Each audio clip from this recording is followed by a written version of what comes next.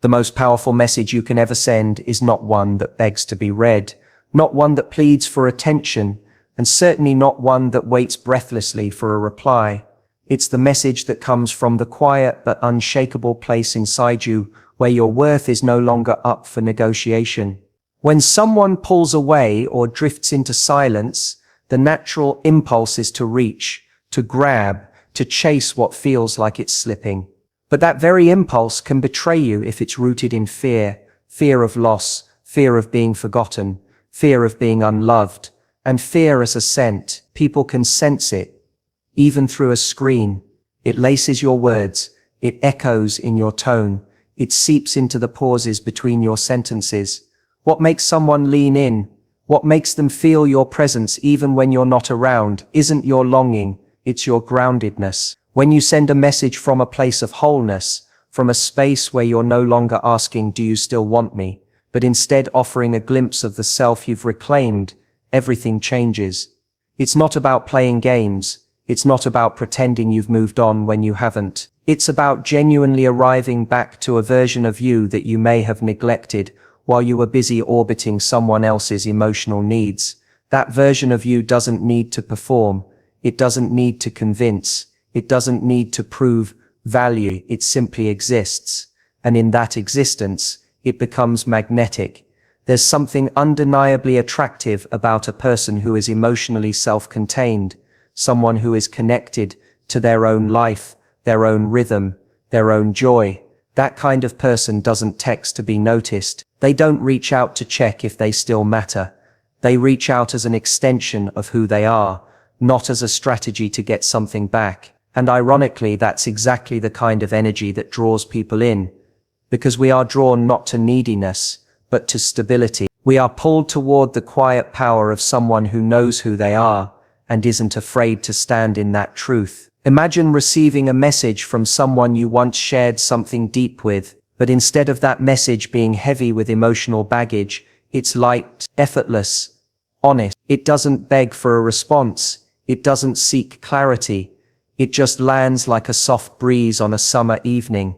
There's strength in that softness. There's presence in that distance. That kind of message lingers. It stays with you.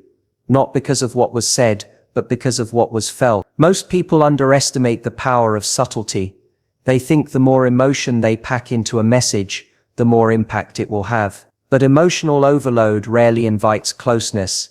It often repels it. On the other hand, restraint, clarity, and calm carry a different kind of gravity. When you are no longer speaking to fill silence or to fill a void, but instead speaking from a full place, people feel it. It's rare, it's refreshing, and most importantly, it's real.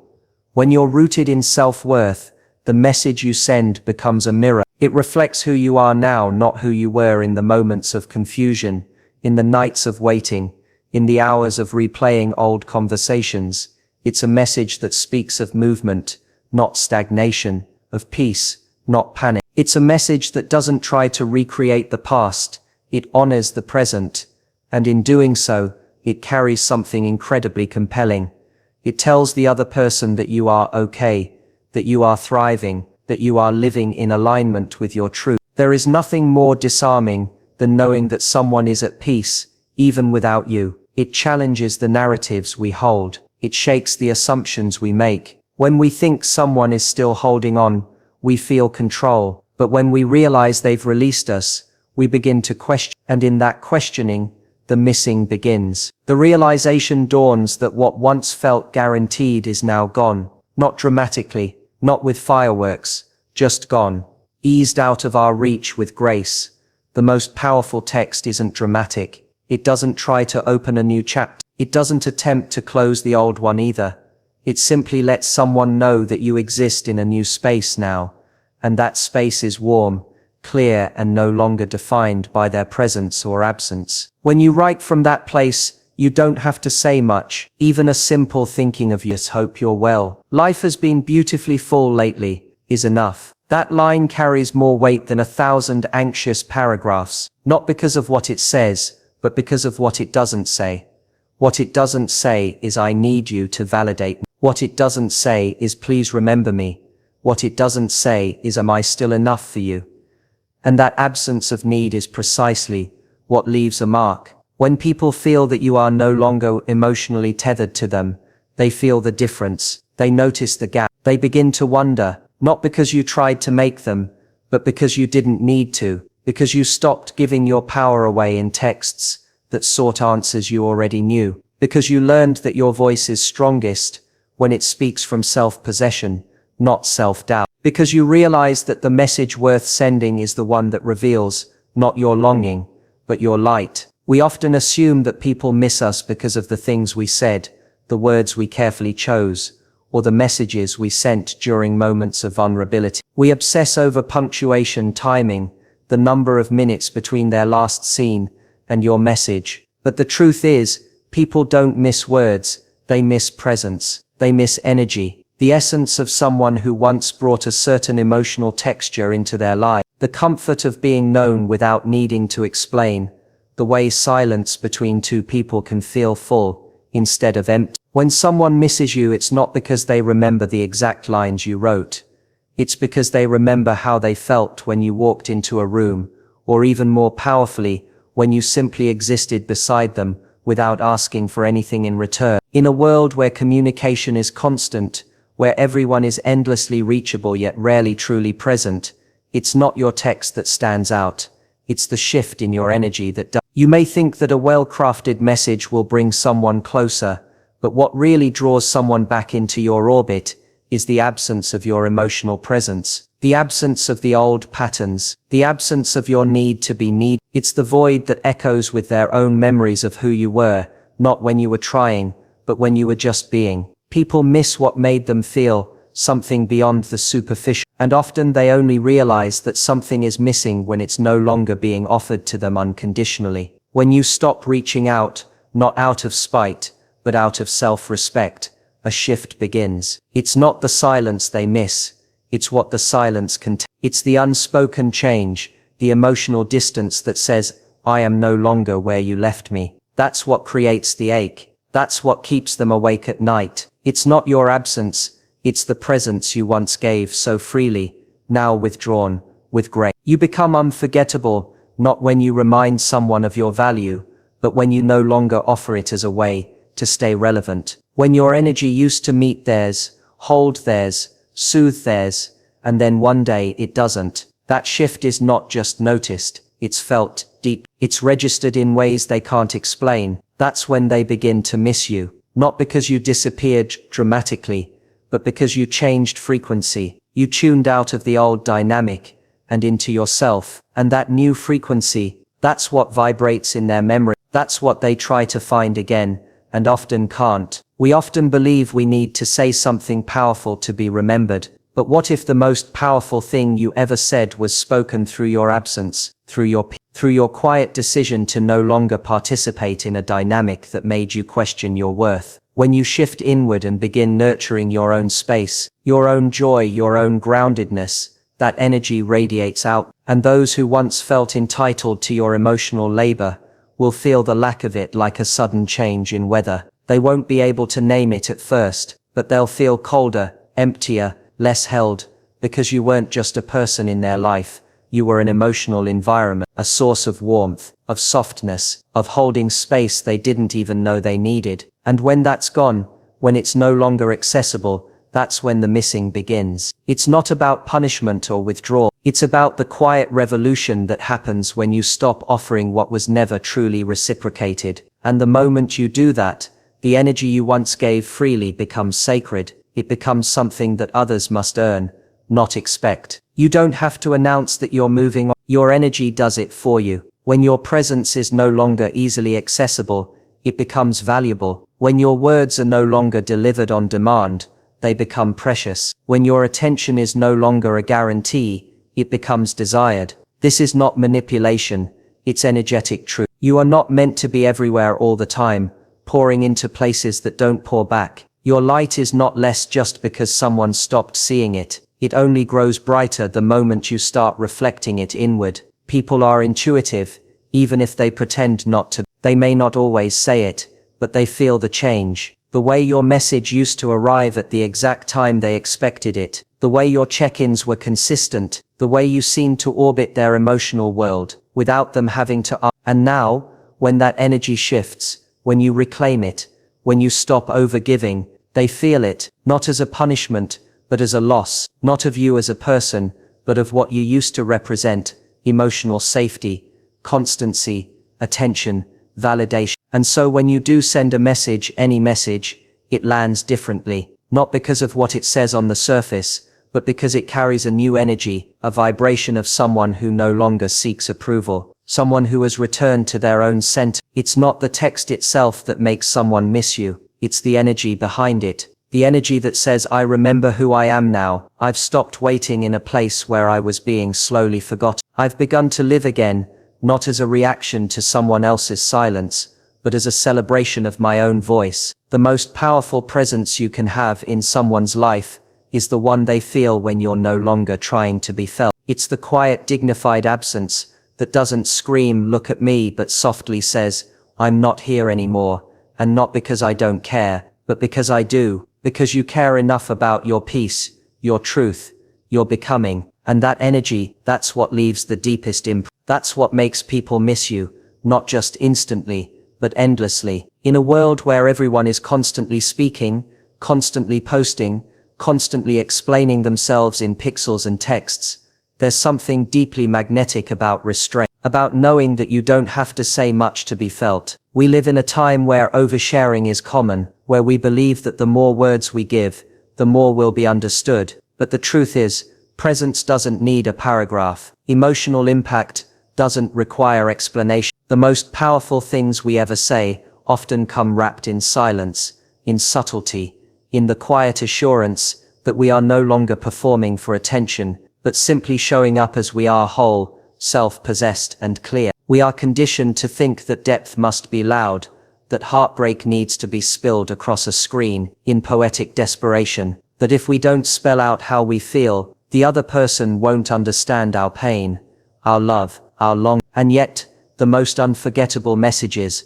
are often the ones that say so little, but carry everything. A single sentence, when born from clarity rather than chaos, can linger in the mind longer than an essay born out of emotional urgency. The difference lies in the energy it carries. When you write from a place of need, the receiver feels overwhelmed. When you write from a place of peace, they feel pulled in, not because you asked them to come closer, but because you didn't need to. There's a different kind of beauty in emotional minimalism, in saying just enough to leave space for interpretation, curiosity, reflection. When you've moved into a space of inner alignment, your words become precise, not because you're trying to manipulate, but because you're no longer trying to prove anything. Your message no longer carries the weight of trying to win someone over. It simply offers a window into your world, unforced, unfiltered, unafraid. And in that space, the person reading it has room to feel something that isn't being demanded of them. They begin to wonder,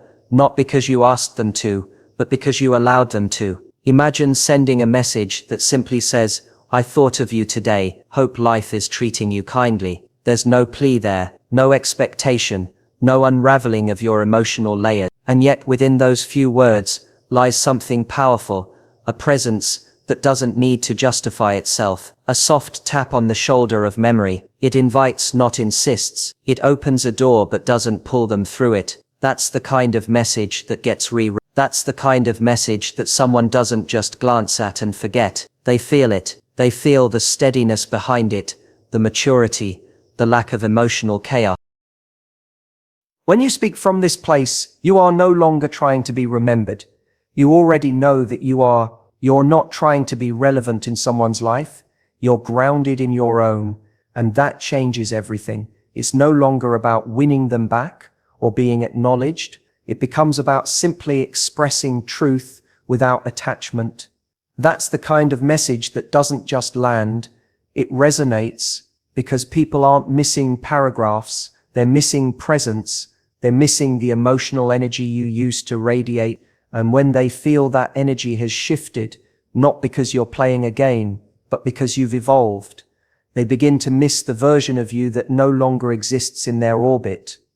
You see, people don't remember everything you said, they remember how you made them feel. And sometimes just a few words are enough to awaken that memory, not because you brought it up forcefully, but because you touched something they weren't expecting to be touched. A sense of calm, a sense of distance wrapped in kindness. That's the paradox. When you no longer reach to be seen, that's when they truly see you, not the version of you that tried too hard, the version of you who's finally resting in your own light. This is where communication becomes an art, not performance, not pressure, but art, crafted from a place of emotional maturity, a place where you're no longer waiting for someone else to affirm your value, and because of that, your words become sharper, cleaner, more intentional. You no longer use them to fill silence. You use them to express presence, to reflect a life that is being lived fully, even in their absence, a life that doesn't revolve around someone's response, but around your own growth, your own joy, your own becoming. Even a simple line like "just wanted to say thank you for everything I learned through us" can carry more weight than a desperate attempt to rekindle something. It's not a manipulation, it's a closing of a loop, a message that isn't asking for a reply, but offering completion. And sometimes it's that very energy that brings the response, not because you tried to spark it, but because you didn't need to anymore. That lack of emotional dependence is what makes someone pause, what makes someone miss the way you once reached out, because now you no longer do. There's something sacred about emotional restraint, about knowing that love doesn't always need to be shouted to be heard, that sometimes the quietest voice says the most. When you embrace that, you free yourself from the need to over-explain, overgive, overperform. You step into a place where your words are rooted in truth, not urgency. And that's where the real impact lies, not in the length of your message, but in the strength of the self behind it. Not in how much you say, but in how clearly your piece is felt through it. That is what lingers. That is what is missed. Not the message, but the person behind it. When you begin to detach emotionally from someone, not out of bitterness, but from a place of self-preservation, something profound happens. The dynamic shifts, not in words but in energy. You're no longer leaning forward in the conversation. You're no longer anticipating their next move or analyzing every pause. There is a stillness now, a quiet separation. And in that space, a powerful realization begins to emerge. Not for you, but for them. Because the absence of your emotional investment creates a vacuum, and that vacuum in time becomes undeniable. There's a subtle but significant difference between absence and emotional detachment. You can be physically present, still connected by text, still appearing in their periphery, and yet your energy no longer reaches out. It no longer wraps around their unpredictability. You stop cushioning their silence. You stop making space for inconsistency. What they feel is not just your silence. It's the loss of your emotional labor, the loss of being held without earning it. And they may not name it as such, but they feel it, because people always feel when they are no longer being emotionally carried. We often think that in order to make someone miss us, we have to disappear, go completely silent, remove all traces of ourselves. But often it's not disappearance that creates the ache. It's your presence no longer being emotionally available. It's when you're still there but not in the way you used to be. It's when the tone of your message isn't laced with waiting, with hoping, with unspoken questions. It's when you're no longer trying to fix what's broken between you but are now simply allowing it to remain what it is. There's a gravity to that. It hits differently. It confronts them quietly and directly with the reality that something has changed and that something is you. This shift doesn't happen overnight. It begins in the smallest of ways. You stop checking your phone with that same urgency. You pause before replying. You no longer offer emotional transparency to someone who never held it with care. Not because you're playing games, but because you've realized the cost of your own overextension. And as you slowly begin to reclaim that energy, to pour it back into yourself, the space between you and them becomes defined. Not by conflict, but by clarity. Not by anger, but by boundaries. And boundaries, even when unspoken, are deeply. When someone is used to your emotional availability, your detachment feels like distance. Even if you haven't gone anywhere, they're no longer the center of your focus. They're no longer receiving the same emotional return. And because they were never truly tuned into your giving, only the comfort it brought, They only notice its absence when it's no longer offered freely. This is when the missing begins, when the dynamic no longer feeds them in the same way, when they are met with the calm, unmoving presence of someone who no longer orbits around their inconsistency. It's not about making them suffer, it's not about withholding love, it's about no longer compromising your peace for the sake of emotional chaos. And when you choose peace, when you no longer participate in the loop of uncertainty, you begin to radiate something different, something stronger. Your presence feels less like an open door and more like a well-guarded sanctuary. You're still kind, you're still real, but you're no longer offering yourself in ways that leave you feeling small or unseen. There is an undeniable power in no longer needing someone to validate your emotions, in no longer giving them the blueprint to your heart and hoping they handle it gently. Because when you detach, you begin to see them more clearly, not as who you wanted them to be, but as who they really are. And in that clarity, your attachment loosens, not in a dramatic farewell, but in a soft, quiet release. This is how emotional detachment creates space for someone else to feel your absence, not just in moments, but in patterns. They realize they are no longer the subject of your emotional attention, and they begin to feel the difference, not because you told them, but because your energy no longer shows up the way it used to. The conversations aren't the same, the energy isn't the same. You're still there, but the part of you that overfunctioned in the relationship is gone. That's what gets missed. Not just your words, but the emotional safety they used to carry. Not just your time, but the way you made space for them in your heart. That space is now yours again, and that quiet reclaiming is what they remember long after the silence. The intention behind the message matters more than the message itself. When you reach out not to manipulate a response, but to stand in your own truth, you shift the entire purpose of communication. You're no longer trying to pull someone back into your life. You're not waiting for a reply that affirms your worth. You're not playing emotional chess, moving words like pieces across a board in hopes of winning something back. What you're really doing is reclaiming yourself, your voice, your boundaries, your energy. The moment you stop reaching from emptiness and start speaking from fullness, the game changes completely. There's a kind of freedom that comes when you let go of the idea that someone else's validation can complete your experience. You begin to see the message not as a lifeline you throw into a sea of uncertainty, but as an honest reflection of where you now stand. It doesn't beg, it doesn't chase, and it doesn't hope to reopen old doors. It stands quietly at the edge of a chapter that has already closed, not looking back with regret, but simply acknowledging what once was without being owned by it. In that moment you realize the message you send isn't for them, not really, it's for you. It's your declaration of evolution. The power isn't in whether they miss you or come back or respond with a sense of urgency. The power is that you didn't need any of that when you pressed send. You weren't trying to reopen wounds disguised as connections. You weren't seeking closure from someone who never gave clarity. Instead, you were choosing to express your truth with grace. And that choice, that's where your healing begins. Because the most powerful moment in your journey isn't when someone finally sees your value, it's when you no longer need them. There's a quiet revolution in every person who learns to stop performing emotional labor for someone else's attention. The version of you that once needed the reply, the reassurance, the emotional crumbs, she begins to dissolve. Not because she was weak, but because she was tired. She had given too much, too often, for too long. And now there's someone new emerging. Someone who understands that being missed isn't the goal, being aligned with your own self-worth. And if by standing in that alignment, you become someone they remember, someone they long for, someone they miss deeply, that's just the echo of who you once were returning as a reminder of your growth. The message you send when you're rooted in that kind of clarity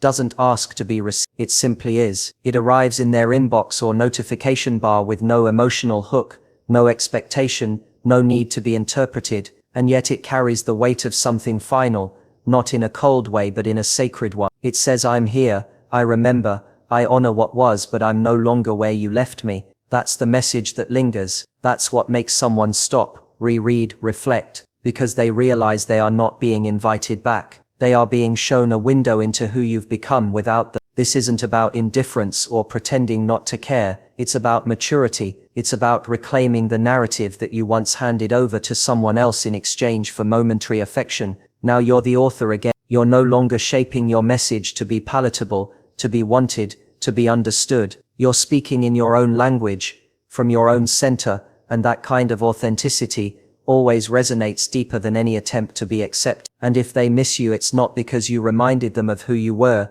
it's because you quietly revealed who you've become, someone whose presence is no longer offered just to be chosen, someone who no longer waits in emotional corridors hoping someone turns around, someone who understands that peace is not earned through attention but through letting go. That kind of presence doesn't need to say much, it just needs to be real. So when you send that message, let it be an act of self-return, not self-sacrifice. Let it carry your evolution, your clarity, your quiet strength. Let it speak for the parts of you that used to ask, "Am I enough?" and now simply say, "I am," because in the end, the person who will truly feel your absence is the one who never expected you to find that answer without them. And yet you did.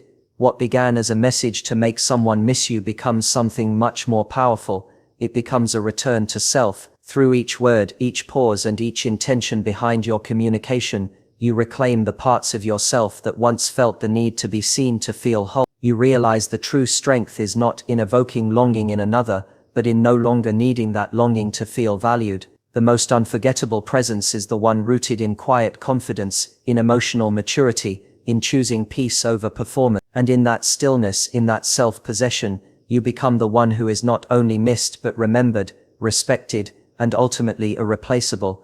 You